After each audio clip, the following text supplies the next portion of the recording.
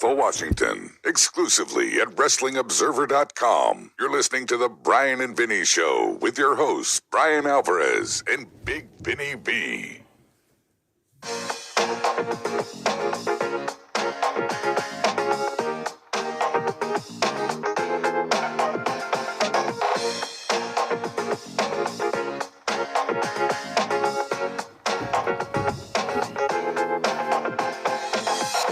Everybody, it's the Brian, Vinny, and Craig Show here, February 18, 2020. Figure4online.com / WrestlingObserver.com. Retro Rod Nitro 19 years ago this week. How many weeks are left? Counting today, Brian, we have 6 weeks left. Oh, I just can't wait. This Nitro was, I swear to God, this Nitro was one of the most boring shows I've ever watched in my lifetime. I'm not sure I remember anything that happened on that show. I zoned out of every single solitary segment. Yes? 2 decades later, I vividly remembered Rick Steiner punching Lashley right in the mouth. Yes. I was so bored during the show, I don't even know if I saw it. Well, you should take your time to go back and see that. Well, let me tell you what I'm I've not going to gifted do, Brian. Vinny. Just go to Twitter. Okay, because I'm not going back and watching this show ever again. In my lifetime. Ever will I watch this show again. Boring, boring-ass show. And Raw actually was exciting. Thank God. Otherwise, I'd be really infuriated here tonight. Yes, Rob. Open your present. What's that? What do you mean, what's that? I didn't hear what you said. Open your present. Oh, of course. What did he scrub this weekend, Vinny? Didn't he scrub something on this trip? Remember we said, well, it's Rob. You remember this? Something happened this weekend. You were with him. I don't remember. It wasn't the tickets, was We it? didn't drive No, down. it was something. You screwed something up, Rob. I believe you were the one who screwed up. You were the one who gave me and Craig seats that didn't exist. Me? You think I printed those fucking tickets? Enjoy. The dumbest thing you've ever said. Next time you're going to be in the abyss. Yeah, no, guess who didn't go to Raw Monday? You! I know. He went. Anyway, open your fucking present. I will open my fucking present. How you doing, Vinny? I gave him those tickets in the hole. Kidding me? You fucking geek. I'm going to remember what you did, and then I may take it out on you on this show. You did something. I'll take my chances. All right. So I'll open the card real quick. Rob right now, by the way, not doing his job because he's busy opening a present. The camera's on me. I'm doing Of course it something, is. Who told him to? Go ahead. Asshole. Well, I mean, when we're talking, the camera's not on us because it's on you. All right, it's on you now. I don't want it on me. I want it on you. Open the present. All right. I drove 45 minutes for this. Now, you drove 45 minutes for the show. Drove an hour for this. Dear Rob, first off, I really hope you, Brian has given you your commission. Can you talk into the mic, please? Oh, sorry. If not, he's definitely the Scrooge of the F4W crew. Secondly, I made note that you didn't receive a bottle of Da Bomb in your Hot Ones hot sauce case. So, Merry Christmas. Now, as I play doctor in real life, really, I actually do. I actually admire that you never ingest any of it. But as a video subscriber, I do advise using it as your next challenge on the Brian, Vinny, and Craig show. Enjoy, Tenacious P. Oh. I'm familiar with him. And it is a bottle of Da Bomb hot sauce. Rob, I love you, but talk into the mic. Oh, sorry. We can't hear. What do you think that thing is there for? Display. No. So what is it? It is Da Bomb hot sauce. It's like an extra, very hot sauce. Wow. Yeah.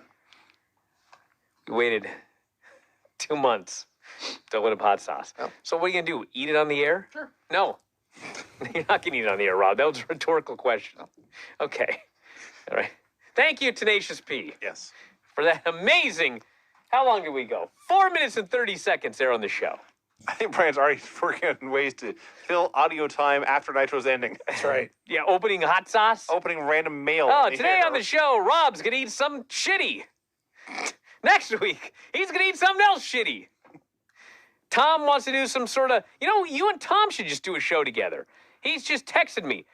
Been a long time since we did a sponsorship snack down. Like, well, have I got the guy for you? Rob, why don't you send that to Filthy, and then he can eat it? Killed 2 birds with 1 stone. Maybe I will. My wife doesn't want me to bring home any more hot sauce anyhow, because I already have too many. So. Well, there you go. All right, we'll consider this. What now? Well, here we are. What now? I'm still trying to remember what Rob did this weekend. He did something dumb this weekend. I know He it. hung out with you. No, that was on me, not him. He did something. And it was like, well, it's Rob, of course. What was it?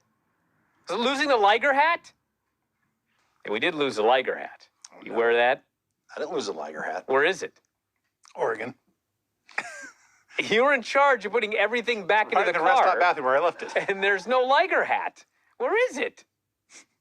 You don't know? I'm going to check my car. Maybe it's still in my car. Maybe. Could be. All right, let's do this thing. I've got my aggression out. Have you? No, actually. Let's get through Nitro, then maybe I'll change my mind. Here we go. WWF Monday Night Raw, February 19th of the year 2001. So on SmackDown, there is a Hunter Rock match. I hate to do this, Vinny, but do you mind? Would you mind? I'm trying to be polite about this. I'm listening. Would you mind if we did Nitro first? Like, Since- there's no way that we can make anything on that show even remotely entertaining. He's not wrong. It will be a huge letdown. Can I talk about Rick Steiner for 45 minutes? I then? mean, if you want to, that's like the only thing that it appears as of any value on the show. Because that was enough value for the year 2001. for okay, Nitro. well, let's start with Nitro. Brian, here tonight. since you asked nicely and didn't call me an idiot and blame it on me, yeah. I haven't called you an idiot, Vinny, in I don't even remember the last When did Rob start? time. Well, When did you see him yesterday? Rob's actually been here so much longer than I even remembered. Like, you've been here almost 2 years or something. Oh, my God. So anyway, WCW Monday Nitro, February 19th of the year 2001. Yes, Brian, counting the show, 6 episodes to go. thank God. The worst pay-per-view recap I think I've ever seen open the show. It was bad. I went over it 3 times and still typing as fast as I could. I'm sure I missed stuff. Here is what my notes actually read. Super Brawl recap. Cruiserweights did stuff. O'Hare and Palumbo still tag champs. Mike Awesome in disguise attacked Brian Adams. Dustin and Rickety stiff match. Cat beat Lance. Nash slammed Madeja. Paige beat Jarrett. Nash faked a broken leg. 1. Steiner out of WCW forever. Flair makes it 2 out of 3. Steiner wins. At this point, Tony Schiavone says, "Oh, this sucks." So there's 90 seconds of this. It's a blur. It's a 5-minute video package done in a minute and a half. And then we get 20 seconds of Kevin Nash walking alone down the hallway and 20 more seconds of Kevin Nash putting his bag in his car, opening the door, and driving away. We're 2 minutes into the show, maybe 3, and it's already horribly put together. All I know is this opened with them telling me that Kevin Nash had been forced into retirement at the pay-per-view. Yeah. Okay, did we not watch the Go Home show? Yeah, we did. Was there any mention? No. I can explain it to you. I will explain it to you. Right. Okay. But as only a Nitro viewer, when they opened the show saying that Nash had been forced into retirement, I just couldn't believe my ears. Where in the fuck did that come from? And then I believe it was your main man, Scott Hudson. He screams at the end of the show, "He's meant too much for this company." Kevin Nash. And the funny thing was, I don't know who he was talking to, but the exact line was, "He's meant too much to this company, Kevin." There is no Kevin on commentary. So In the headset, maybe? that was bizarre. I believe, based on this horrendous video package, sorry, very well may be wrong, but I believe the loser must retire stip was literally added in the pre-match. Oh, it was. Now, were you aware that the pay-per-view was actually called Super Brawl Revenge? Yes. You were? Yes. Wow. I may not have been, if you asked me off the top of my head, but when they aired the graphic that read Super Brawl Revenge, I realized that's what they had been calling it. I did not know that. So anyway, if you missed Super Brawl Revenge, okay? Do you know the dark match was of all things? You have no idea how little I care about the No, dark match. it's funny for 1,000 reasons, okay? First off, the guy who won was Chris Harris, Oh, how about that? future TNA superstar, Chris Harris. Braden Walker to be, yes. Yes. The man he defeated, James Storm. Kid Romeo, No. who the next night they did a video package saying he's coming soon. Yes.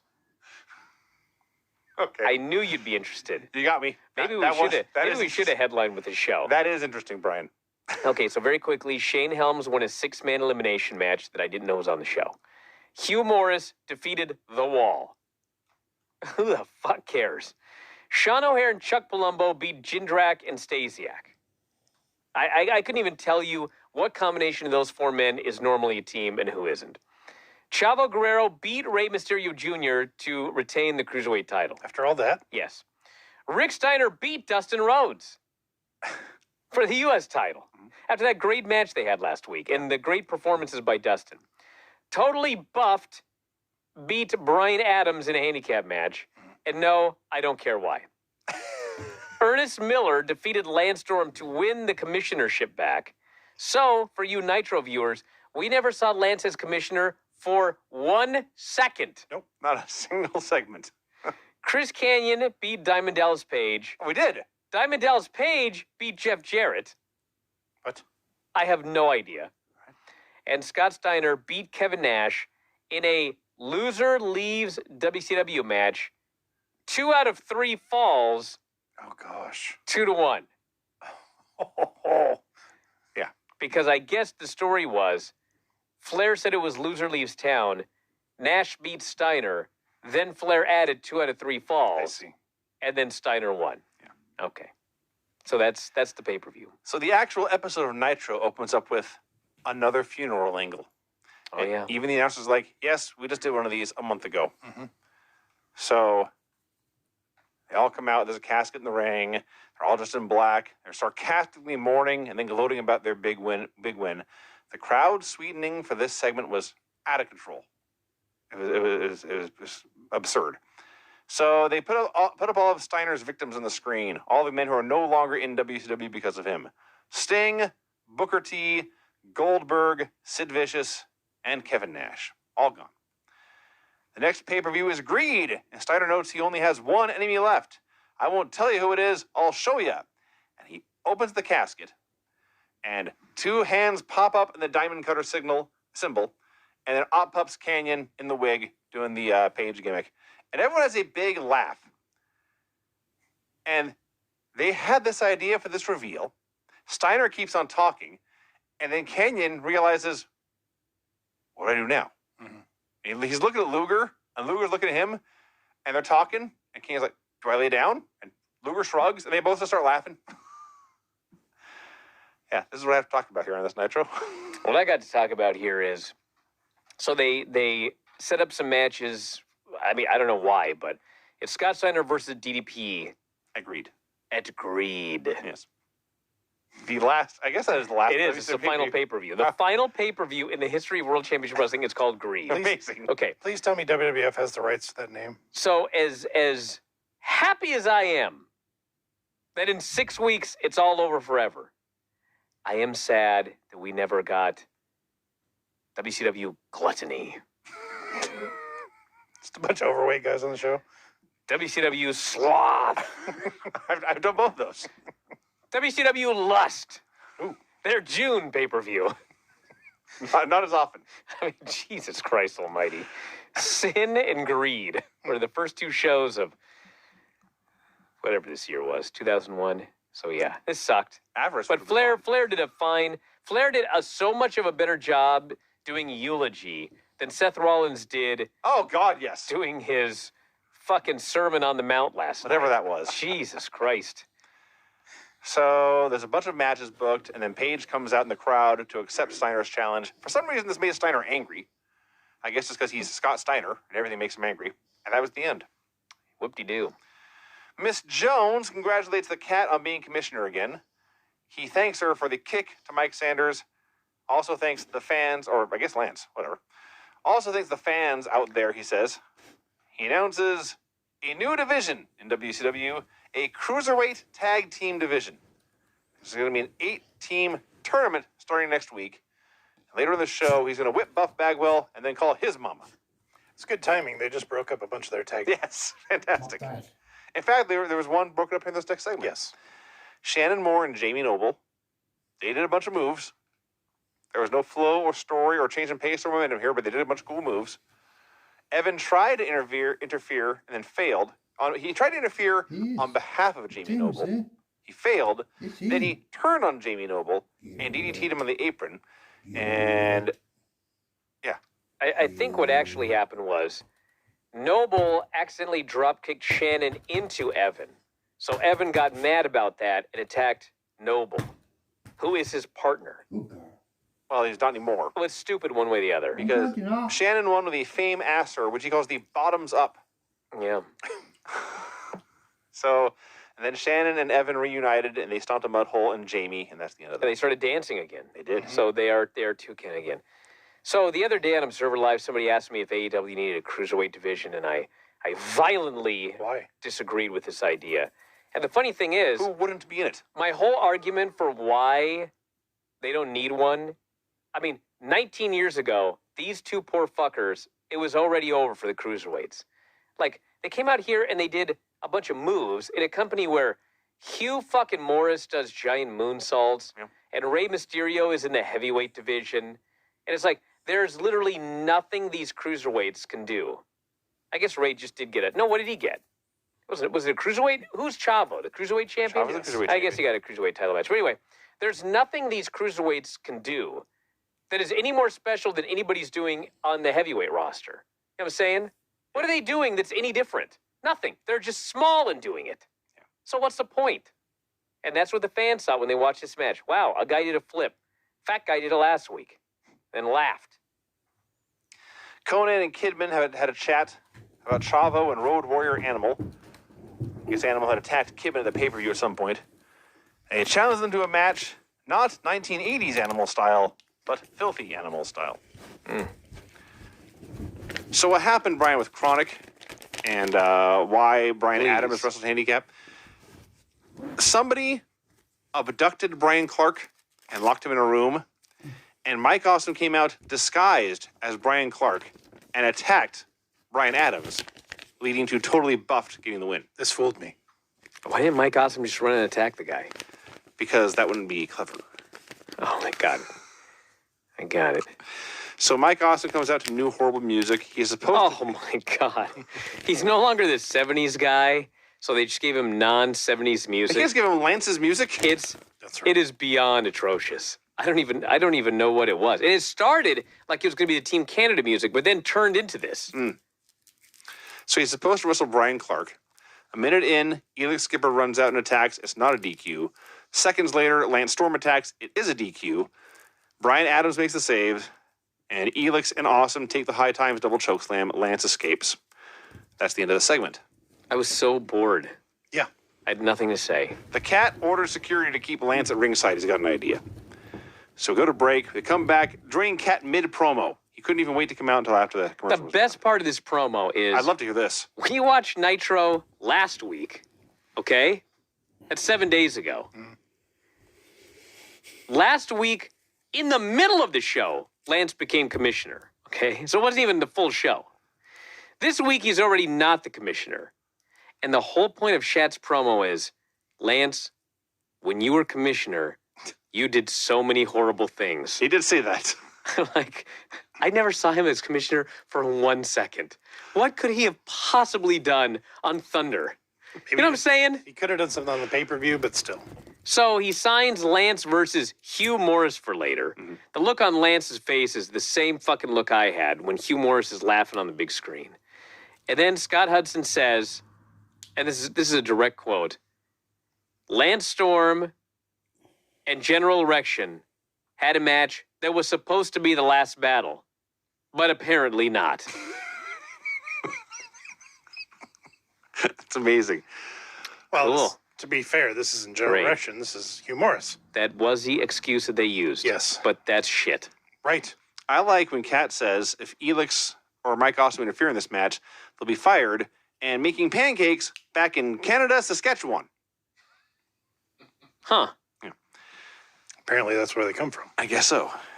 The announcers are running down the show. And then, yes, Brian, a Kid Romeo hype video. This was so weird. It looked like a video out of like early 90s WCW where there's like that weird neon and there's Yes. horrible green screen Yes. and it's just absolutely it's so old it's blue screen. So he's there and he's shirtless and he's flexing As one does. and for some reason Tell me about it. the man who Tony says afterwards is Kid Romeo, Latin sensation, this heartthrob. In the video, every time a woman like glances at him, He violently shushes him away. Go away! Brian, his abs are so great and his car is so cool, he has to chase the woman away. Huh. That's a weird Romeo gimmick. That's a good point. That is my whole fucking point. I mean, it's a strange use of the name Romeo. Maybe he's already given his heart to a Juliet. I may have. I mean, Apparently- he may be a monogamous fella. It wasn't an 8-year-old video, but it was a 1-year-old video, apparently. 'cause- It's just left on the shelf. Well, they wanted him to debut, and they just kept holding it off. Because there was so many more important things to do. Sure. Chavo Guerrero and Road Warrior Animal versus the Filthy Animals. Okay, let me just take this on, because I didn't care, but I just was furious. Chavo comes out for the match, but they cut backstage, and Conan and Animal are brawling. They're brawling in the back. So they cut to the ring, and Chavo's in the ring, watching the brawl on the screen. He begins to yell at the video screen. Then Kidman comes out, and he attacks him. Right. At which point I wrote, I think Kidman and Conan versus Chavo and Animal, but not sure. Okay. So then Kidman and Chavo are brawling in the ring, and the announcers say, this match hasn't even started yet. They said this about 5 seconds after a bell rang to start the match. The bell must have been the ref ringing the bell to try to get some help. Okay. So the announcers say, we're going to go to break. When we come back, we're going to try and get this match in the ring. They go to break. They come back, and now there are referees attempting to separate Kidman and Chavo. Okay? Now, the funniest part is, it's a bunch of grown men can't tear these two small men apart. Okay. So they're trying to tear them apart, and finally they just give up. And in the middle of, keep in mind, this is supposed to be a brawl, the security is breaking up. They start doing high spots in this brawl. Like, what in the fuck is happening here?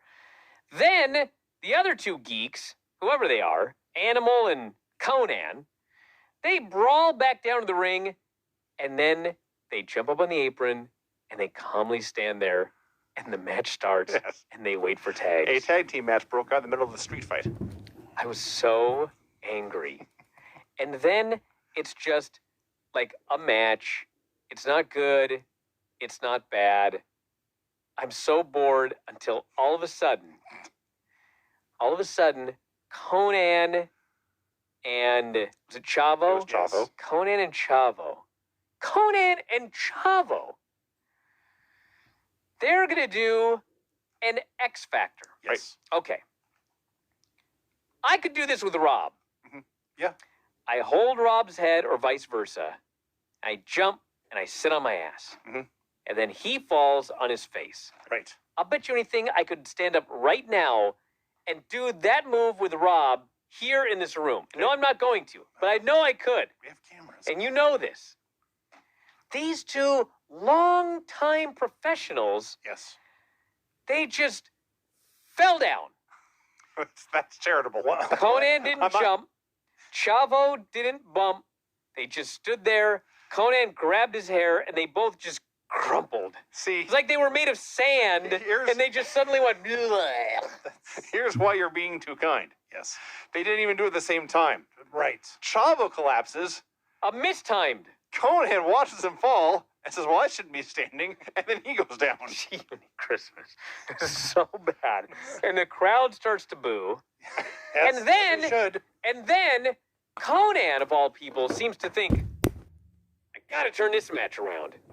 So he goes on the apron and does a flying fucking flip dive off the apron. I don't think in all the years I watched WCW, so that's 6 years now that we watched the Monday Night Wars, I don't think I ever saw him do a running flip dive off the apron. I don't think I've ever seen him do Chris Jericho's springboard dropkick. He did that as well. But he Silver did King that Rocky, too. yes. He pulls this out of his ass, flip dive off the apron, and then Ray hits the ring, Yeah. dressed like a French painter. He's got a beret on. Like, what is he wearing? He's got like a smock. I gotta look this back up now. Oh, dude, look at it. He leaps off the top with a leg drop to the balls. Kidman hits a Kid Crusher and gets the pin. Now, They don't tell us what happened with Chavo and Ray last night that allowed Chavo to win. But we are told that Ray got, and I quote, a measure of revenge. You looking at this? I haven't found that yet. I'm looking at the network. It has, recently added every pay-per-view ever, Charlotte Flair's Golden Opportunities, and then here's a playlist they've added, Brian. Tanks for the Memories. A list of wrestling events that included tanks. DX invades WCW. Rusev does his entrance against John Cena. How in God's name did the Shotzi network Blackheart. fall below 1 million domestic subscribers for the first time since 2015 with that kind of fucking A playlist? Tank Abbott versus Disco Inferno match. Aha. Bridges. Rusev That actually discusses sounds awesome. NXT, the U.S. title in his tank. On the top 50 superstars of all time, number 42, Sergeant Slaughter, etc., etc. Tank and 3 Count Celebrate. Anyway. Is all of Nitro in there? Is a television show and promotion that tanked? Patton and the Golden Terror versus Bravo and Danucci from All Star Wrestling. Truth Commission will be in action next week. If you want, Brian. They got a tank for All-Star Wrestling? Apparently. If you want, That's Brian, the most amazing thing I've heard all night. you can go to the WWE Network, go to the Tanks of the Memories list, and watch a 31-second video announcing the Truth Commission will be in action next week. Wow. What the hell was I coming here to look for in the first place? Rey Mysterio. Ray Oh, right, in yeah. his French painter's outfit. Right. I'll start looking that up. I'll be happy to move on. Before you do, I just want to add one detail. So I mentioned Animal had taken out Kidman at the pay-per-view. The announcers here explained that Chavo had paid Animal off. Did any of you catch Animal's fee for taking out Kidman at the pay-per-view? No. $100. You know what's funny? Is I thought you were going to say $100,000, No. which is beyond ridiculous. And to be honest, $100 is less ridiculous than them claiming $100,000. It probably is. But it's like, did the Harrises do something for a sandwich a couple weeks ago? Yeah, it was a sandwich and a drink, and they actually did it. They did it, yes. All right, so we got. Carry on. I'll try to find this picture. Yeah, I remember that because they offered to do it for a sandwich and a drink. So I thought for sure they would like screw him or whatever. Not that it matters, but Then they did it. Animal pinned Kidman with a power bomb. yes, Should mention that. after the fact. Go ahead, Brian. So Buff faces Shat, and Shat. Am I wrong? I'm sorry. I'm sorry. When you load up Nitro, it has Look all at the, this guy it has all the jump to stealing my gimmick. has all the jump. I am. It has all the jump to things at the bottom. Shannon Moore versus Jamie Noble. The cat puts Lance Storm in a match. And then my favorite, an enthralling look at Kid Romeo. Wow. Well, it was definitely enthralling. I can tell you There that you go. much. Oh, Lash through Rick Steiner. All right. Filthy Animals is Chavo Guerrero and Animal. I'm clicking that. It doesn't have French painter runs in. Not have that. Oh, that's too bad. Now it won't even. Oh, the network doesn't work again. Well, it's got a thing and it highlights when I scroll over it. I want to watch this segment and it won't load. Classic. Cool. Oh, there it goes. All right, we're good. Shall I just wait here? No, go ahead, Brian. Sitting in Okay. silence. So Shat cuts a promo, and he says, Buff, I know you love your mother. I love my mother too. Therefore, I know that we both have good hearts. I want you to come over to the good side, he says. And so Buff attacks him. So that's a no. It's essentially how it went down, yes. Miss Jones takes the ref. Canyon holds Shat. Buff hits a DDT. Blockbuster pin. I wrote, this was just there. And then Canyon hits Miss Jones with a diamond cutter. She does a stretcher job. That's the end of her. Like, I have no other memories whatsoever of anything that happened in this match. That's like All right, there's Ray. that's like the Am I end of wrong? her. I had to go back and catch it here. He was did have a beret on. I can confirm that. There's Kim hitting a big powerbomb. There's Ray running down. He is. You know what, Brian? See? He looks prepared to do some painting. I'm telling you. He's wearing khakis, not like overalls, but khaki pants and jacket. He has a beret. Looks like a smock, maybe. Does he have a pencil-thin mustache? I can't see that. Okay. It's too far away. He has eye protection though. Yes. He's wearing tan shoes. Yes. This is an outfit meant to be spilled on. Yes. Yeah. Yes. Thank you. Thank you. All right. Well, you may as well talk about Rick Steiner, Lash LaRue. Oh boy, can I? You've been here all night. So, as I noted, it's been 20 years, and vividly, I could picture the opening to this match in my head 2 decades later. So Lash LaRue comes out. He's just being all wacky and being Lash. And then Rick Steiner comes out showing zero emotion or excitement. He is there simply to do a job. He's punching a clock. And That was it. and others and Lash's face was the clock. So he steps into the ring. His music is playing. He holds up his U.S. belt. He's trying to be a star a little bit. He calmly removes his jacket. He calmly removes his sunglasses. As he is doing this, Lash vaults into the ring and does that big gimmick where he points at his sideburns and cackles. Yes. And Steiner calmly removes his shirt. And in one motion, he walks over the way you'd walk over to answer the telephone or open a mailbox or whatever. He walks over, cool as a cucumber, and punches this man right in the face. And Lash goes down, his arms go flying, and Steiner begins to knee him. Now, I remembered that detail vividly, and I watched it charitably 50 times in a row. What I forgot was how great everything else after this spot is. Yes. He punches him, he knees him, he clotheslines him, he slams him, he suplexes, he throws him into shit, he throws him into fans, clotheslines his head off, suplexes him some more, knees him some more, punches him. Lash's entire offense in this match was Steiner whips him into the corner, he charges, Lash gets a boot up, then Lash charges at him, but Steiner just clotheslines his head off. Yes. Scott Hudson's out there claiming he's killing this kid. Well, Steiner begins to hit multiple DVDs, keeps pretending to pin him, then picking him up, and finally slaps him in the face, hits a third DVD, and pins him. 5 stars, Brian. Hell yeah. A 5-star squash match. All right, maybe I'll go back to watch it. you missed Steiner kicking him in the ribs like he is a dog that did something wrong.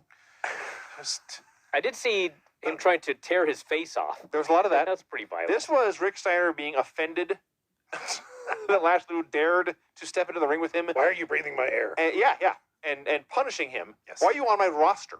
Why are you on my show? And teaching him the error of his ways and hoping Lash will correct those mistakes by not showing up on the show ever again. What I did think was I funny loved was this. after the match, Lash is being worked on backstage, and there's like a doctor. Yes. I could not figure out what this doctor was trying to do. Nope. He's next to Lash, and Lash on the table is going, ah!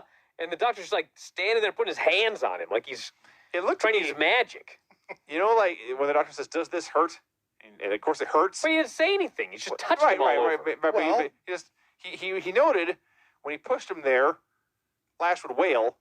When he pushed him anywhere. So they pushed him in the exact same spot, and then he pushed him in the same spot but harder. You know, Lash LaRue is from Louisiana. Maybe this is a voodoo doctor. All I know I is hadn't thought of that, Greg. I'll have to watch it again. I do know that I Tony highly Schiavone, endorsed. Tony Schiavone, when calling this match, did in fact use the words, beat the man half to death. That's what he said. Well, I'm gonna watch this again when I get home. Oh my God. Scott Steiner, the lesser of the two Steiners this week, gives Kane a pep talk. He says, these are the same knucks that bloodied Kevin Nash if you need him. His orders are play with his mind, hurt his body, break him down. So Hugh Morris does a promo on Rick Steiner. The only notable thing about this is I think he was looking right into the camera, but it wasn't the camera that was on him. Like if he's cutting a promo this way, like he's staring with a Lance, like he's staring Lance in the eye. You faced General Rection. You haven't faced Hugh Morris. The whole promo that way. It sucked. So it's Lance Storm and Hugh Morris. Lance notes, whether it's Hugh Morris, General Erection, or Bill DeMott, I've beat you before, I'll beat you again. Bill DeMott. They had never called him out on camera I was going to say, did they ever use that name from ever? I don't think so. Oh. So the highlight of this match is the bell rings and they do a little bit of stuff. And about 20 seconds in, you hear the ref give them the time of the finish. In case you didn't know what the finish was going to be on Hugh Morris's big return, they had a fun match. Hugh Morris is a very good athlete. Lance Storm is a very good worker who knows what to do with a very good athlete. Hugh survives the Maple Leaf, comes back and catches him with a power slam, does a big moonsault for the win. This was a success. Yeah, wasn't too bad. speaking of bad, We see clips of somebody walking in a Dusty Rhodes costume. It's Jeff Jarrett. He comes up to do the Dusty Rhodes impression segment. It gets old in 10 seconds. Just goes forever. He's repeating himself. It's not funny. He then brings some geeks out for an exhibition where they all sell for his bionic elbow. Now, I will say, when he dropped the big elbow but then could not get back up, he was like a turtle on his back. I did laugh at that one. Eventually, Dustin attacks him, but Rick Steiner attacks Dustin. They hit Dustin with a guitar, and that's the end. I will say, I actually have something to say about this. So, the fans are dead, and the promo's lame, and him hitting all these geeks is like, what's the point of all of this? Like, are you feeding with Dusty or Dustin, or what's going on here? And then, like,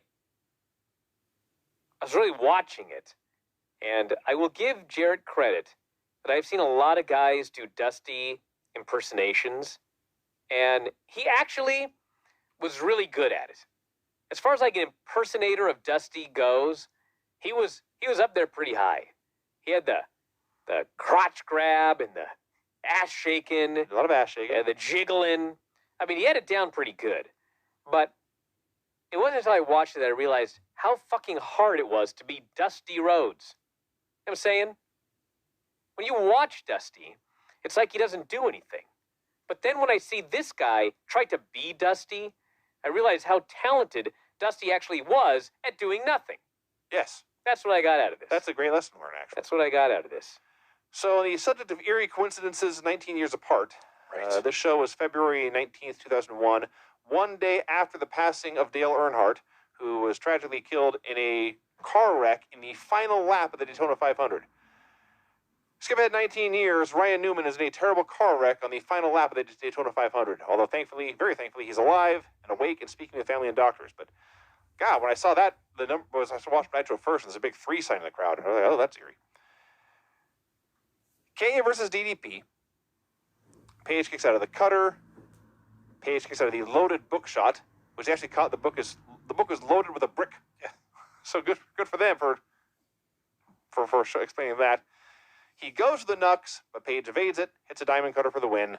A perfectly acceptable TV main event. And the bad guys come out to chase him away, but he flees, and he's just too smart for them. And his music's playing. All is right with the world. You know the problem with this show is? This WCW Nitro. I'll hear with now 5 weeks to go. Yes. Problem is, they have this idea.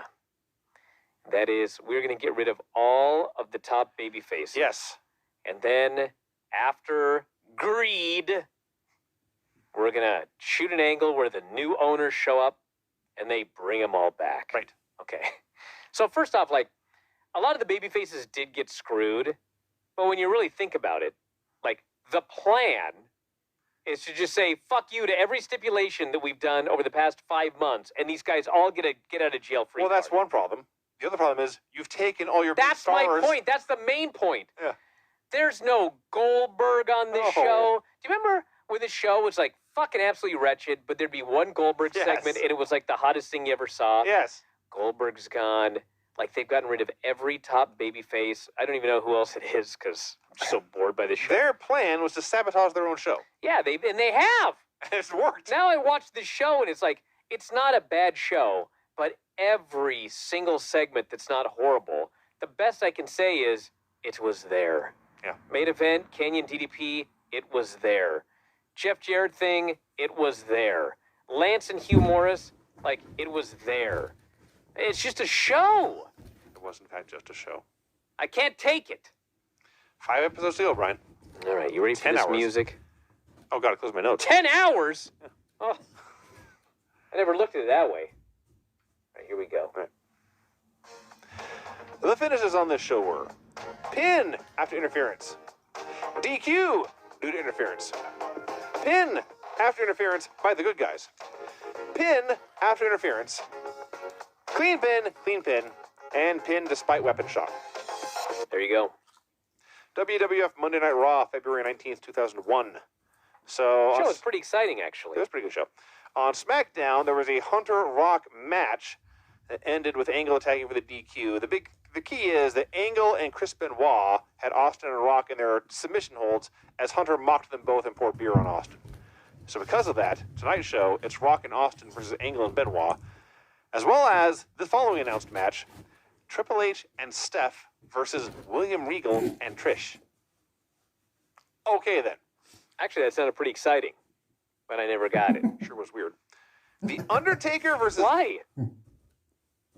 Because they're all bad guys. Did you watch this show? That was the whole show. Well, there's that. Yes. There's that.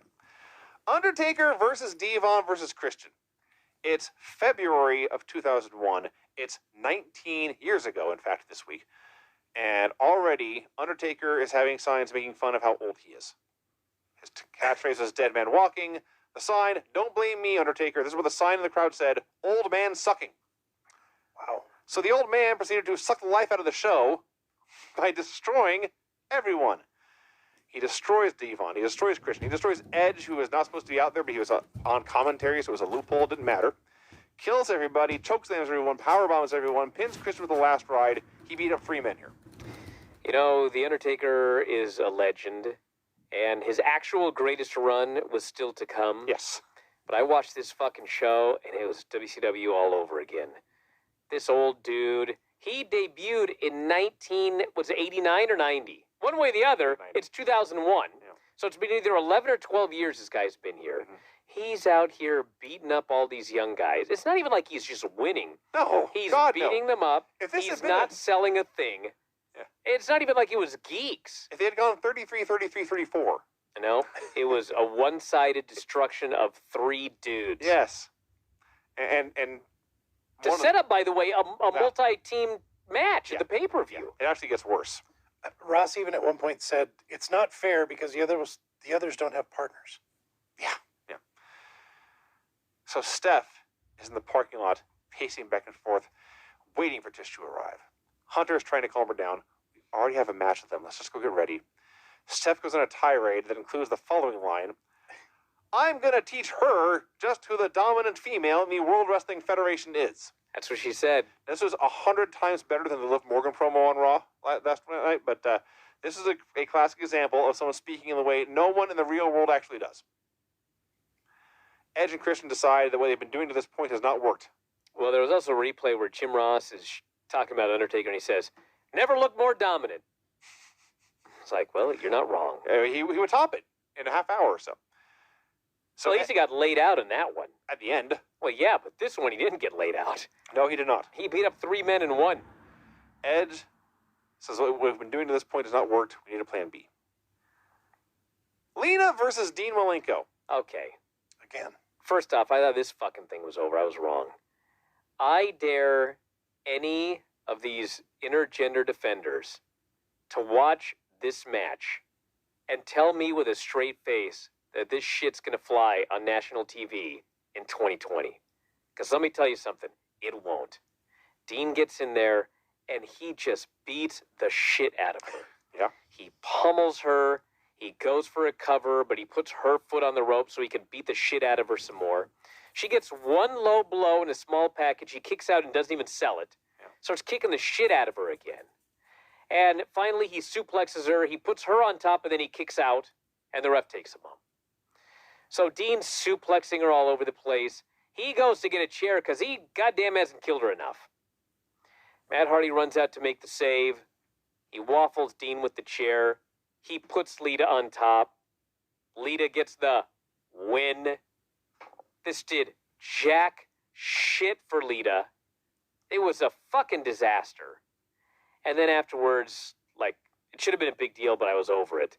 Matt and Lita kiss. Everyone goes crazy. That was that. You didn't even mention the video package, which was more of Malenko beating the shit out of Lita, beating her, sexually assaulting her, beating her, assaulting her. Oh, here's Benoit putting her in the crossface. You know, in This that, is, you know, in that video, they did not show the shower scene. and not to the shower scene. That's good. I mean, seriously, That is voyeurism. when people, Frankly, the things he did was worse than that. when fans today think about Lita, okay, what do they remember about Lita? They remember, like, when she main evented Raw. You know what I'm saying? And famous matches she had with other women. You think there's one fan today that remembers the time that Lita pinned Dean Malenko? I fucking bet not one single person listening to this remembered this until I recap the match here. Because it was shit. This was every bit as terrible and unwatchable as any man versus woman stuff we watched on Lucha Underground or tore that to shreds. This is at least as bad as any of that. And then, yes, in the end, Matt catches himself by surprise and kisses Lita, thinks he has made a mistake, tries to apologize and walk away. She smiles and runs him down, and kiss is not even the word for what they did. No. They became one. They engulfed each other. Yes. And Jerry Lawler, who was all for Dean Malenko sexually assaulting Lita every single week, Yes. she gets kissed by Matt, and he's appalled. Yes. How can he do that? She did not want that kiss. Did I mention in the video when we see Dean beating Lita and groping her over and over, Lawler adding Lita was leading him on, she deserved it? Oh, yeah. This was... I'm sure this is what's going to turn wrestling around in 2020, putting this shit on USA Network or TNT. The pop they got when Lita and Matt had the big kiss. That was something. So we cut from Matt Hardy and Lita, who were a real life, I think it was a real life couple first that became an on-screen couple, to Steph and Hunter, who were an on-screen couple that became a real life couple, and they're the one that's still together. That's the amazing part. So they're waiting. Here comes the limo. Trish pops up out of the sunroof. I thought for sure Stephanie. that when Stephanie went after this limo, it was going to be like APA or something. Sure, yeah. But she goes after the limo, presuming it's Trish, and it is. Yes. And Trish just pops her head out of the skylight. A sitting duck, like whack-a-mole. So first Stephanie tries the doors. They're locked, but she can get on top of the car and go through that sunroof. Now, Stephanie's not an athlete. Stephanie's certainly not a trained fighter. But you know what? A for effort here. She moved like a woman determined to take a life. She's scrambling and scurrying up on top of that car. She goes diving into that sunroof. There's all sorts of screaming and violence and carnage, and Regal is able to get Trish out of the door and get her running away. Stephanie crawls back up out of the sunroof, almost falls off of the car. She's screaming and spitting at Trish so much. Hunter is trying to hold her back. He is trying so hard not to laugh and failing so miserably. Not really. He gave up. He's howling at this cat fight. This segment was awesome. This segment was just awesome. Kevin Kelly does a sit-down interview with Kurt Angle earlier today. Speaking of awesome. Angle admits he is jealous of The Rock because he gets boos for after being an Olympic gold medalist, and The Rock, who could not and would not represent the country, gets standing ovations all over the place. I'm kind, considerate, courteous, everything he's not, and he's the hero? He turns to Kevin Kelly. Kevin, you're a person. He says, Kevin, he says he's the people's champion, but you're a person, right? How's the people's champion treating you? Does your young son ask you what a hermaphrodite is? The look on Kevin Kelly's face is just the greatest. Kurt says, who will you be rooting for when I face The Rock at No Way Out? You don't have to answer that. Your face says it all. This was great. My only complaint about this is that they had done what they had to do and made their point, and it kept going twice as long again. Well, I mean, there was a very important point here. He says, everybody thinks Mania is set in stone. Did say that. Stone Cold versus The Rock, the biggest WrestleMania of all time. I have spent a lifetime proving people wrong, which is true. I will do it again Sunday at No Way Out. I will finally win the people over in Vegas. This was great. And he did it this Sunday. What a babyface. So after my dumbassness last week, I can confirm this was the go-home show. Are you sure? Do I need to check I'm and almost get the positive. date?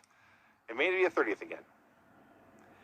The cat in her schoolgirl costume goes to the APA office. She complains they are not stopping Right to Censor from stopping her from being nude.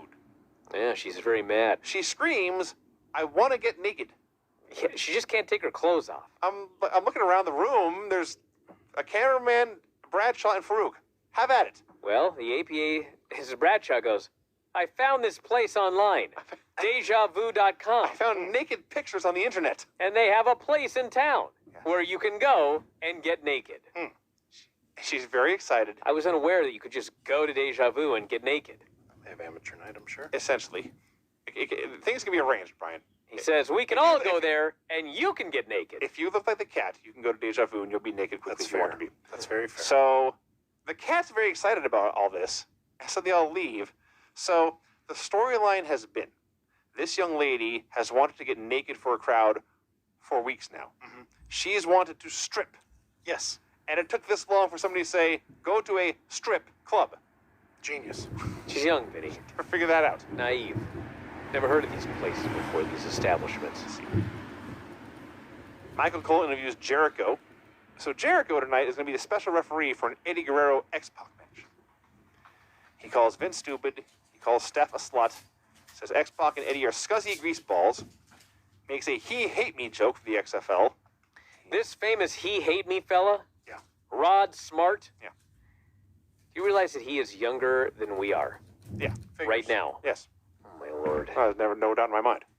It's a little distressing that on June 18th, sheriff's deputies declared him missing and endangered. That sucks. Family reported his whereabouts had been unknown since June 12th, which was in fact my birthday.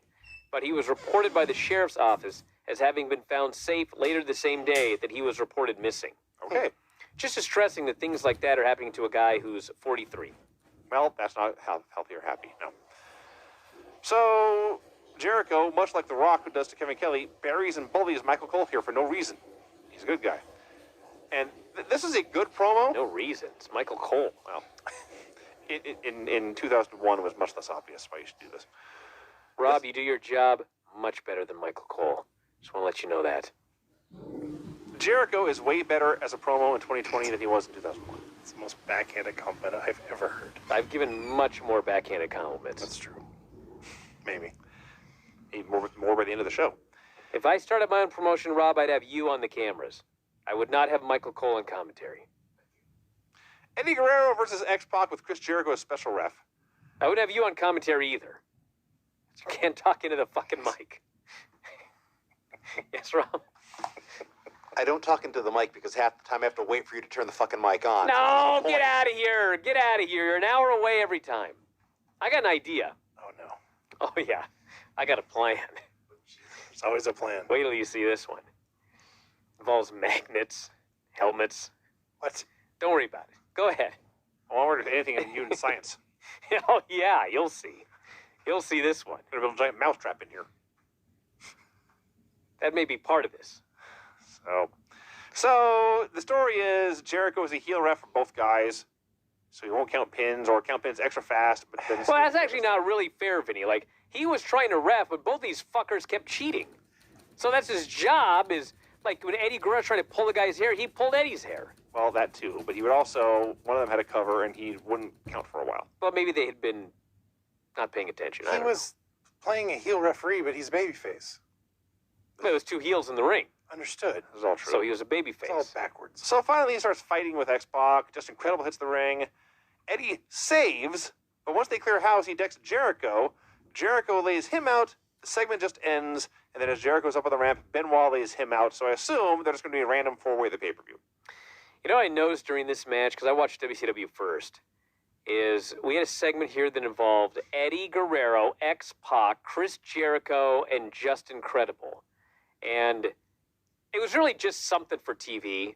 You know, they had a stipulation to make you care a little bit more, but it was like short match, angle, dudes attacked each other, setting up a match, okay? I saw this all over Nitro, and the big difference is this involved stars. Well, there's the point. And on Nitro, it's just a bunch of dudes that nobody cares about. Nitro's got some problems. Well, Brian, You're that's right, why that's it's on death's door. Mm. That's why there's 5 episodes left.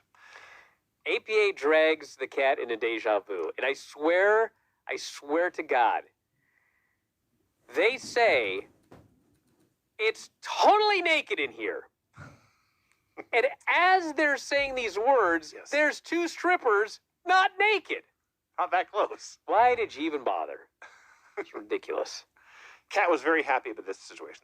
This is where she belongs. My God, you can get naked here. Yes. You know what this is? I really noticed this.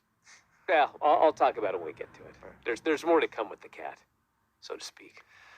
So this next segment, this is the kind of thing that it would have sucked. At least it was clever. They could have. This should have spread out over 10 segments throughout the show, but they did all 10 segments in a row here, so it was one big mash of a segment. Edge and Christian are with some geek. They say, "Go tell him exactly what we said, and don't worry about the bike." That guy runs away. Edge and Christian then begin to call out the Dudleys, by which I mean they shout at the top of their lungs, "Dudleys! In this very parking lot, it has to end tonight." The Dudleys at this point may have been in Dudleyville. They're hundreds of yards away, but apparently They begin to walk down the hallway. Well, there was a cameraman there. They're talking, oh, we'll get these guys, long hair, pretty boys, blah, blah, blah. Edge and Christian keep calling them out. Time passes. They're miles away. We cut to a hallway where the dork that Edge and Christian were standing to earlier is standing there waiting for his cue. He gets his cue. He begins to run. He bangs on the Undertaker's door. He ran 3 feet once he got his cue, Yes. and he's gasping for air. He barely got his lines out. Yes. He warns the Undertaker that Dudleys are messing with his bike. Taker's very concerned, goes to investigate. We cut to a shot of the bike with like 2 parts on the ground. Yeah. It's like the laziest bike vandalism. Vinny, you got a bike. That's enough. Well, I vandalism. mean, it's more than I would do to the Undertaker's bike. That's true. Okay. So there's 2 pieces standing there. Now the Dudleys walk in. Edge and Christian are gone. Undertaker arrives, sees the Dudleys, sees the bike parts on the ground. He destroys the tag team champions of the world by himself. Yes. Oh yeah, he's mad. This is not. They touched his bike. This was not what we saw earlier, which was one man beating up 2 guys who were also fighting each other. This is one man beating up 2 who were a united front, and as a united front, the best united front in the world. He destroyed them. Well, eventually they got a hold of him. Finally. But even Ross is like, look at him beat up the tag team champions all by himself. Finally, eventually he gets overwhelmed. The Dudleys leave. So the segment is like over, right? Kane saunters in. Yeah. He was in South Dudleyville, I guess. It took him Sure, even longer yeah. to get there. He walks in, sees the bike, sees Taker, Edge and Christian run up, they concerto him, he goes down. Kane flew in for this. You know, we never even found out if, like, Kane is a biker.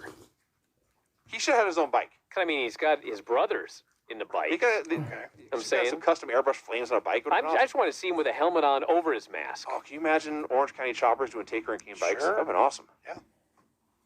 Damn. Steph and Hunter are in their dressing room. She's just screaming at him if he's ready yet. He cuts out his hair sweat. He's like, the match is later on. I'll be ready in a bit. She says, I'm going to leave and clear my head. And she storms out the door. He looks at He her like, is so irritated. yeah, like he knows trouble's brewing, but he's kind of okay with her not being in the room for a while. Unfortunately, commercial break happens, and then Steph comes out for a promo. The first thing she says, plans have changed. You don't say. Daddy's not here. She's in control. You thought you were getting Austin and Rock versus Angle and Benoit right now. You'll have to wait. I saw this on SmackDown. The clip on SmackDown is Linda McMahon in a catatonic state. She is not reacting to nothing. She's even more wooden than usual. And Vince and Trish are mocking her, insulting her, making fun of her. Vince had gotten her flowers for Valentine's Day that are sitting across her lap, but she won't hold them because she's catatonic and can't move. So What a stupid storyline. it's really awful. They've given her some sort of drug, okay? Yeah. It not only turns her into a zombie, Yeah, but like her blood no longer flows. she's not She's passed out. cold. That happened. That's what she said. She goes, Trish goes, she's ice cold. I'm like, is she supposed to be dead? Like, what in the fuck is this stupid storyline? I don't know. And hey, let's put it on national television. We've drugged this woman against her will. She's on cold medication or something. She's on dry ice. It's just fucking bizarre. It's so dumb. So Vince takes her flowers away, gives them to Trish, and they go upstairs. Steph then admits that she and her dad, I should say, had worked together to do this to Linda. They had to get Mom out of the way so she could be the top female on the show. Because Linda had done so much top femaling in the past. But now she says there's another meddlesome bitch to deal with. Which is how every line at the end of Scooby-Doo should have ended. I got to wait for the, if not for that meddlesome bitch. So she says she's not afraid of Austin. I slapped him last week. Imagine what I'll do to you at No Way Out. Get out here right now, Trish Stratus, which is funny because she said I'll do it to you in 6 days. She got Steve Austin instead, who said, thank you for the reminder of what you did to me last week. I can't touch your husband, so I thought I'd give you a present. He gives her the stunner. Hunter goes sprinting out. Irate, furious, Austin bails. That's the end of this. We go to the break. They recap it. They come back. Trish is backstage. There's a doctor checking to her. Hunter's throwing a mighty tantrum, throwing furniture around. Then he beats the doctor, kicks him out, and says, "I'll take care of this." Yeah. This is a horrible idea. Oh my God, this guy. Trish and Regal are watching this on a monitor. Trish says, "This is nothing compared to what I'm going to do to her at No Way Out." Regal says, "Listen, Steve Austin's a lunatic, stunning young women. I should get you back to the hotel."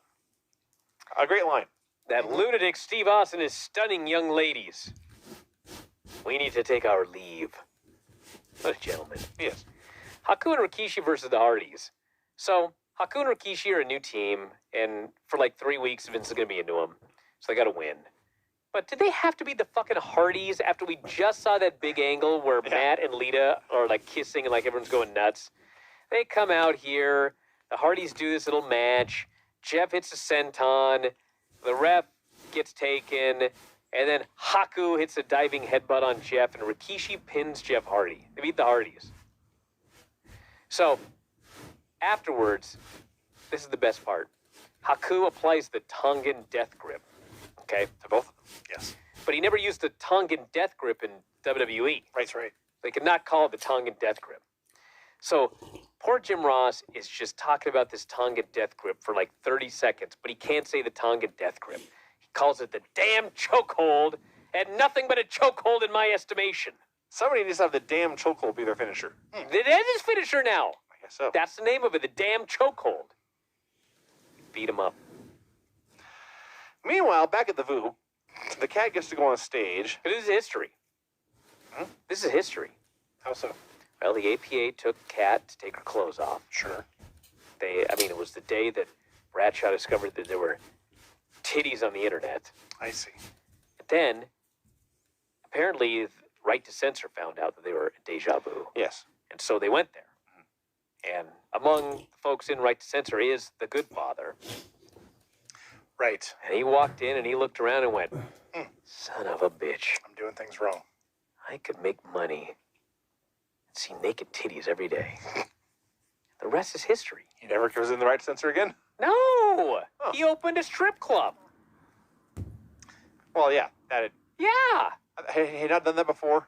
I don't think he did it until after he showed up here at the VU. It's a long way around for that joke. Just go with it. Yeah. Come on, Vinny. Jesus.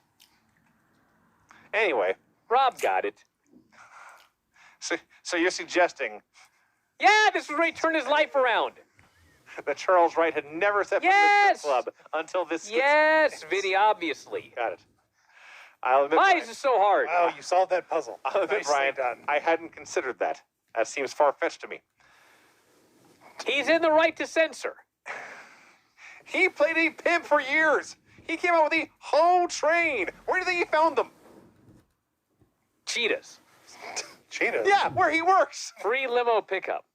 No, get out of here, Vinny. He went to a different strip club every week, you jackass. You think he just flew random chicks in from No. Vegas every My week po- my on Raw? point- My point, Brian, is that he's been going to strip clubs for years. No, they got him for him. I see. Come on. So, yes, the cat's kidnapped. The APA are beaten, actually bloody. JBL's nose got busted here somehow. Yes. What? And laid out, and that's I that. didn't do anything.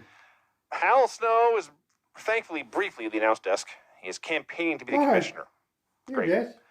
The infamous What? 1995 film Showgirls was filmed No at biscuit there. Cheetahs. Stop looking for biscuits. Stop looking It's for a biscuits. terrible movie if you've never seen it. Yep. You knew it looked familiar. Yes. Besides being a popular strip joint, Cheetahs has a number of quirky attractions beyond lap dances, stage shows, and striptease. You want to hear some of these quirky attractions? Boy, do I. Why, there's $2 Tuesdays. Oh, yeah. Well, I mean, in Vegas, that's worth going just for that. That's Well, for each booth. First, there's a $20 door fee. Oh, Then there's $2. got it. Well, cocktails and shots, and $2 domestic beer. That appears to be the only quirky attraction that I can find on this page. By the way, Quirky, one of the dancers. I don't know if quirky is what I want in a strip club.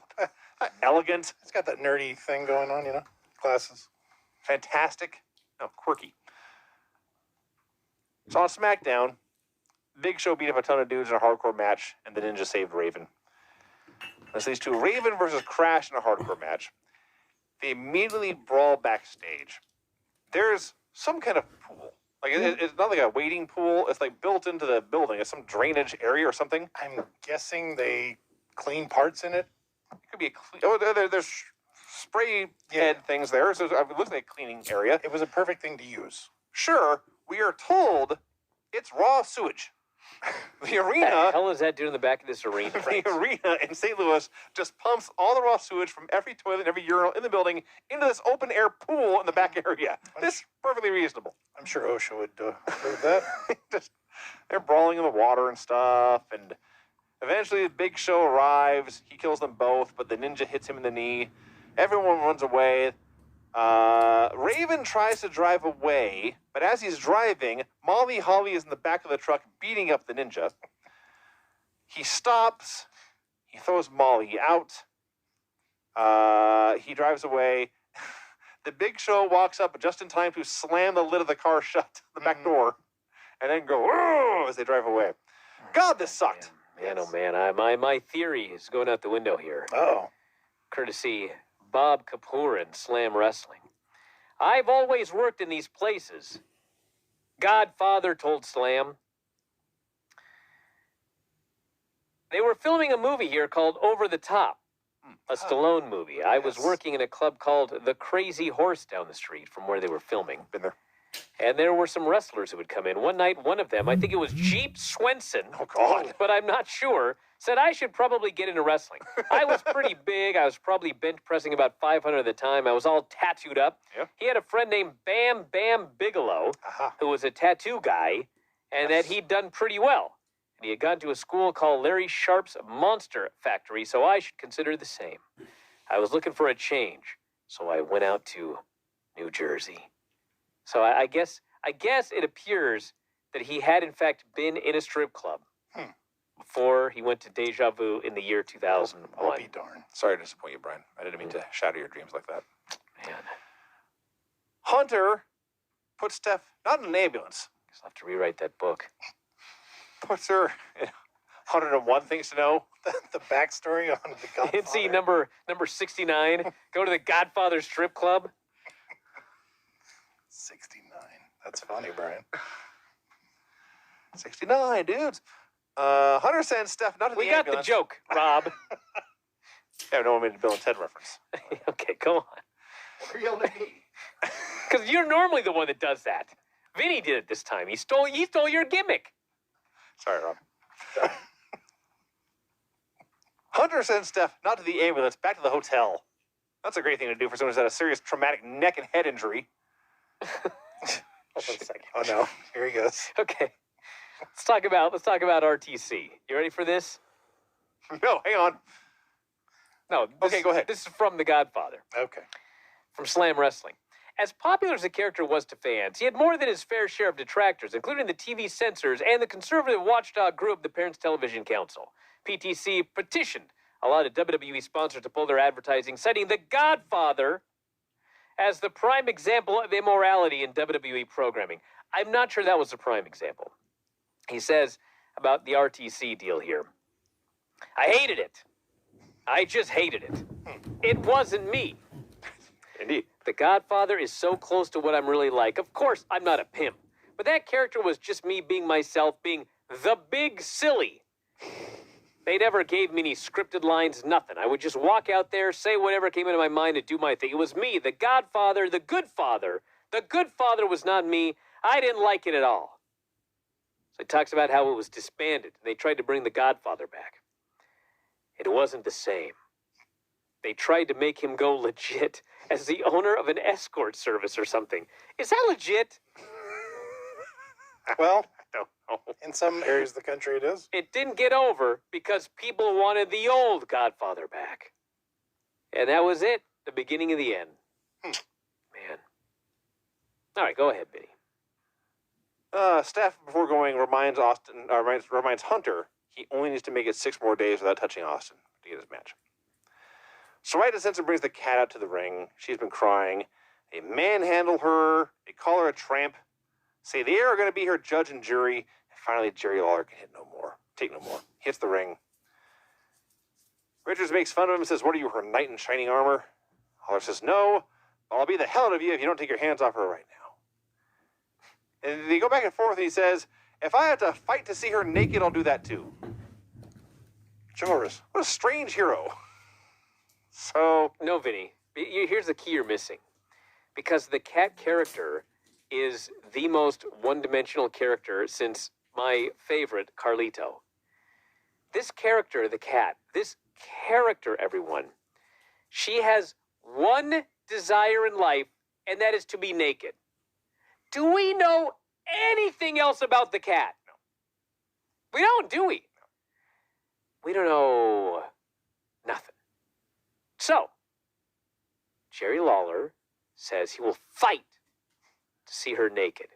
So, in fact, there is no more chivalrous thing that this man can say to this woman than I will fight for your right to have no clothes on. She hugged him.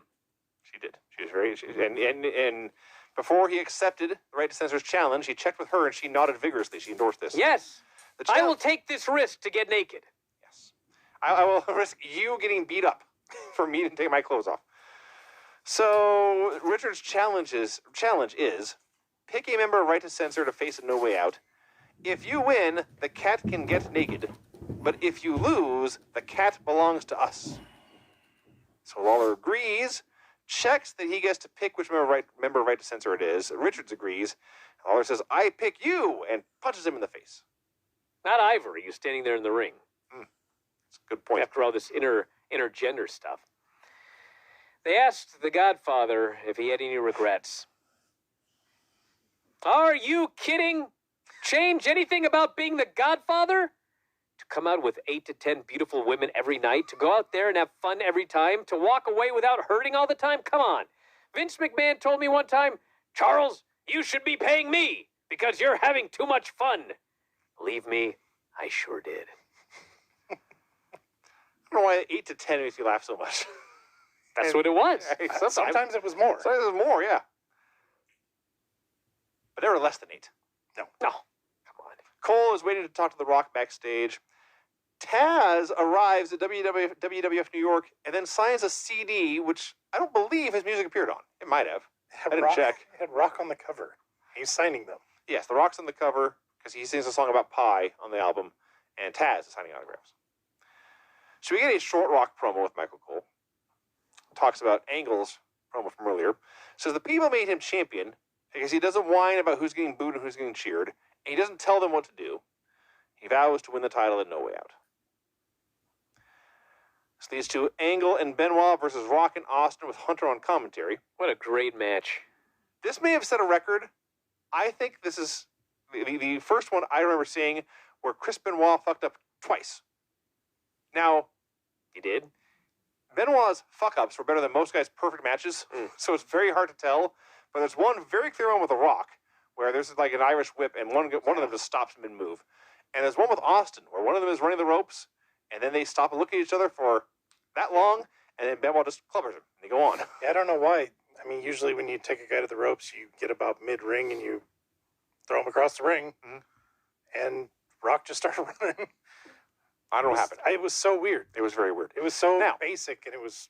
Anyway, As I noted, Benoit's fuck-ups are better than most guys' perfect matches. This match ruled. That's a fact. yes. This is one of those things where any combination of these two guys, no matter who was in the ring, the match was great at all times. You know what I noticed about Rock and Austin for the first time ever? Rock is your classic WWF-style wrestler. Yes. He's everything they want. He works exactly how they want. And Steve Austin is an old-school stomping brawler. That's true. And they're like totally different. Yeah. But they're both great at the style that they work. Well, Austin was also, I mean, that is how he did, especially in this era, but whatever the opponent wanted to do, Austin could do it and do it great. Sure. He was a great brawler. He was a great grappler. He was great at doing spots. He was awesome. So, and of course, Benoit and Angle are also awesome at everything. So it's a beautiful wrestling match going on here. Austin gets the stunner on Angle. Hunter pulls the ref out of the ring. Benoit tries to hit Austin with a belt. He hits Hunter on accident. And Rock hits Benoit with a rock bottom. Austin throws the ref back in the ring. Ref counts 3. Rock and Austin win. So in the melee here, this is the key. The belt was in the ring because Benoit hit Hunter with it. So Austin picks it up. And there's a few seconds where he is looking longingly at it. He looks at Rock, and they have a moment. Then Austin tosses the belt to The Rock, who poses with it and taunts Angle, and that's the end of the go-home show for No Way Out. Show was 1,000 times better than that Nitro. Yes, Easily. Holy smokes. I concur. All right, here's your music. The finishes on this show were clean pin, pin after interference in an intergender match, no finish when the ref beats everyone's ass, clean pin, no finish in a hardcore match, and pin after botched interference. There you go. That's the show.